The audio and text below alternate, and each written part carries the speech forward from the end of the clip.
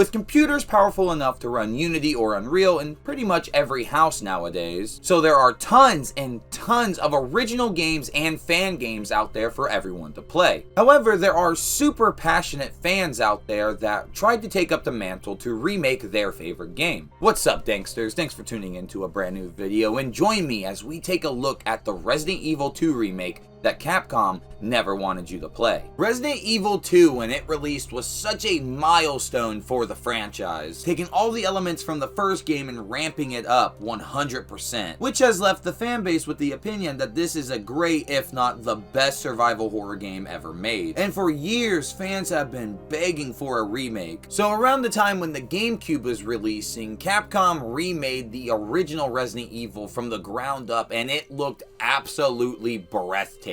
Overhauling the visuals, adding new mechanics to surprise oldcomers, Resident Evil Remake had it all. People were blown away with the amount of detail Capcom was able to cram inside the GameCube and actually showed off the capabilities of the console. So when people caught wind that RE2 and RE3 were both making their way over to the GameCube, it got a lot of folks excited. To see RE2 and RE3 get the Resident Evil 1 remake treatment was like a dream come true. Unfortunately, that's not what we got. Both of these games are just PlayStation 1 ports that look slightly better. It was kind of disappointing actually. Even I, who bought a copy years later, was a little disappointed at this fact. Now I'm sure all you know how the story goes, but it wouldn't be until years later on January 25th, 2019, where we would actually get the official Resident Evil 2 remake. Yes! Resident Evil 2! Finally remade! Here it is, in my hands! It's how I felt at the time. And it was such a fantastic time too, let me tell you that. Just seeing how Capcom remade everything was just outstanding. Bringing justice to what a remake could be and what remakes should be. Leon and Claire have never looked better. They might look a little chopped here and there, but still, they look downright incredible. But what if I told you there was going to be another remake of Resident Evil 2 that Capcom wouldn't let see the light of day? This right here is Invader Studios. They're an Italian game development studio. They're more known today for their Daymare series of games, Daymare 1998 and Daymare 1994. Both of these games are inspired by Resident Evil. Resident Evil 2 especially for Daymare 1998. Well, before they were Invader Studios, they were Invader Games, and under that name, they were working on an incredible Resident Evil 2 remake. They would constantly post on their Facebook page updates and show new areas and what they were working on in current moments. The game was shaping up pretty nicely, and I remember just waiting for the next update to come. Because how they were going on about it was going to be the gameplay of RE4 with the entirety of RE2 as the base. Which, yes, that is pretty much what the remake is now, but you gotta think, this was 2015. There was no such thing as an RE2 remake. It was all I wanted at the time, especially since Resident Evil Operation Raccoon City teased it with the RPD in Raccoon City. And since these games have modern gameplay styles, it was really cool to revisit Raccoon City with that perspective. And I wanted it so bad. And that's what Invader Games set out to do.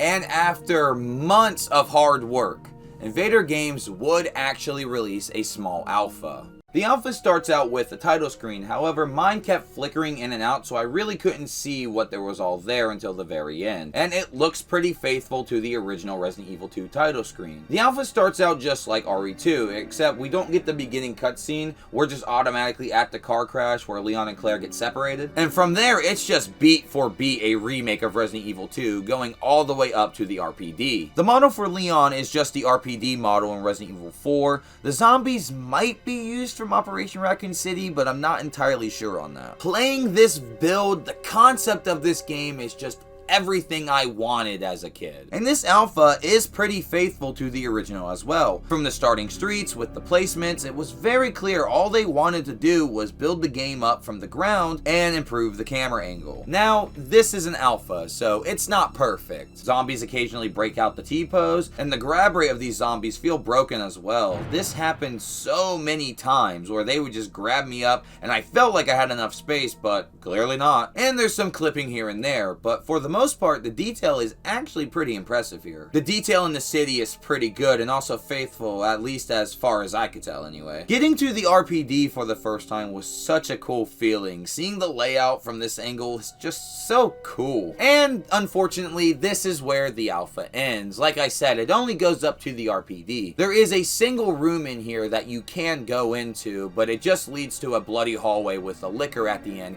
which is impossible to get by. I swear, I've tried so many times and I wasn't successful at all. By the way, the blood on the hallway looks so good and actually looks menacing. Like, damn, whoever met this fate, I feel bad for them. The liquor is invincible, however. I tried to shoot him, but he's just too short. And in this alpha, which I'm sure they were going to change later down the line, you just can't aim up or down, so you can only really aim for what's directly in front of you. Maybe you can move up and down, but I'm just not sure how to. I was playing with a controller the entire time, so I don't know. Also, reloading manually, I couldn't figure out how to do either. I just had to wait until my clip was empty for Leon to do it again. And I didn't know how to open up your inventory, although I don't think one was implemented yet. There was also ammo on the counter here, and I just could not pick it up, so I don't understand. It's right there. Why can't I pick it up? I want it. If only the team was allowed to go through with this and they had more time and they released another build of this alpha, I could only imagine what it could have been. And while it is lackluster, it's pretty cool that they managed to show us what an alpha version of the Kendo cutscene would look like, where you run into Kendo's shop in the beginning of the game. It's not fully done yet, but it gives you an idea of what the developers were trying to do. Hold your fire!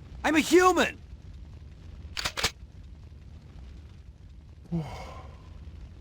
Sorry about that. I thought you were one of them. So what happened? Why would these people do months of hard work into a Resident Evil 2 remake and then abandon development? Well, that's because Capcom was actually keeping their eye on them. And they reached out to Invader Games and asked them to cease any further development on the Resident Evil 2 remake. So we know now, but back then, Capcom was actually secretly working on their own Resident Evil 2 remake, and they didn't want Invader Games to be competition to theirs. So they asked them to shut it down, and the Resident Evil 2 remake from Invader Games was no more. It is quite sad, but there is a bright side to this, because Capcom was actually really impressed with the work that the team had worked on with their Resident Evil 2 remake. Capcom flew Invader Games out to the place where they were working on the Resident Evil 2 remake and allowed them to play a very early build of it and put some input toward the development of the game. So while they were working on their very own Resident Evil 2 remake, it's cool that their words had some influence on the actual final Resident Evil 2 remake. Life's kind of crazy like that. And then later on we would get that famous "We Do It" announcement that Capcom would release shortly after asking Invader Games to cease development. And after all was said and done, Invader Games would change their name to Invader Studios and release Daymare 1998.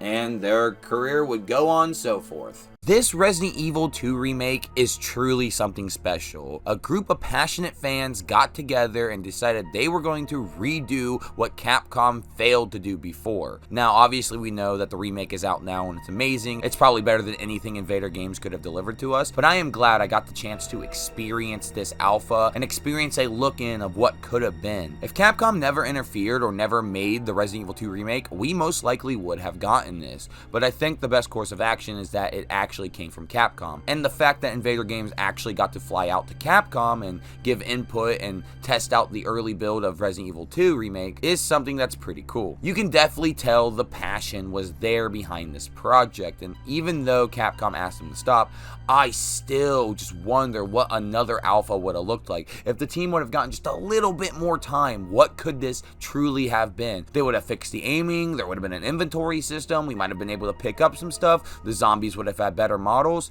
Who knows? Now, if we did get another alpha build, I wonder if we would have gotten the fixed camera angle mode as well, because if you look at the Facebook post, it's showing off all the different camera angles. Maybe it's in this build somewhere, I don't know. Now, getting this alpha nowadays, I imagine would be kind of hard. But I was actually following the Facebook page back in the day, so right when they posted it, I was able to nab it. And that's why I am able to talk to you guys about it today. So I hope you had a great time looking into the world of the Resident Evil 2 remake we were never allowed to play. But what do you Danksters think? Would you have loved to play this Resident Evil 2 remake, or are you not particular? Let me know in the comments down below, and I'll get to you when I get to you. If you look in the description, all my socials are there, as well as my Patreon and my Discord. You don't have to join, but if you want to, the options there. Alright, Danksters, just remember, you're not going to get this kind of content anywhere else, and you want to know why? Because that's the Dankers difference.